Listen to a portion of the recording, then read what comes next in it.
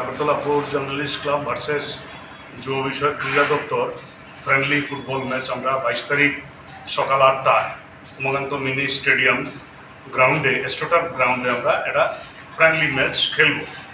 সেখানটায় Agartala sports journalist ক্লাবের উদ্যোগে এবং সহযোগিতা তৎসঙ্গে যুব বিষয়ক ক্রীড়া দপ্তর উদ্যোগ এবং সহযোগিতা মিলেমিশে একাকার হয়ে যে ফ্রেন্ডলি ফুটবল ম্যাচটা হবে, সেখানে আপনাদের মাধ্যমে মেসেজটুকু থাকবে যারা ক্রীড়ামোদী দর্শক, আপামর খেলোয়াড়বৃন্দ এবং যারা খেলাধুলা ভালোবাসেন, সকলে আপনারা 8টায় উমাকান্ত মাঠ প্রাঙ্গণে আসবেন। ওখানটায় রাজ্যের মাননীয় ক্রীড়ামন্ত্রী, যুব বিষয়ক ক্রীড়া দপ্তরের মন্ত্রী, তৎসঙ্গে social welfare, social education, labour etcetera department শ্রীযুক্ত টিঙ্কুরা মহোদয়, honourable minister government of Tripura এবং ডাইরেক্টর, সঙ্গে school sports board, Paimong Mog, general secretary, ডিগনেটারিজগণ অনেকেই থাকবেন।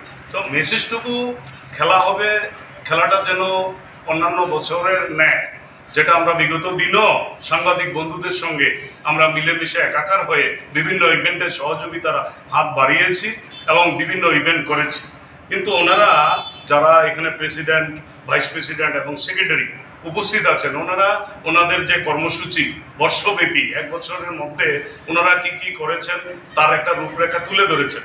সেটা ইনস্যুরতে হোক বা বিভিন্ন কর্মসূচি হোক, প্রাইজ গিভিং সেরিমনিতে পার্টিসিপেশন হোক, এই জন্য ওনাদের আমরা ত্রিপুরা স্কুল স্পোর্টস বোর্ডের পক্ষ থেকেও শুভেচ্ছা অভিনন্দন জানাচ্ছি।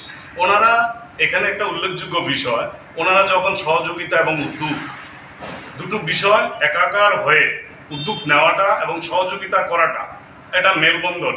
ক্রীড়া দপ্তরের প্যারেন্ট অথরিটি এক কথায় রাজি হয়ে গেছেন এবং প্রীতি ম্যাচটা আমরা 22 তারিখ উমাকান্ত মাঠ প্রাঙ্গণে, আবারও বলছি, আমরা করব।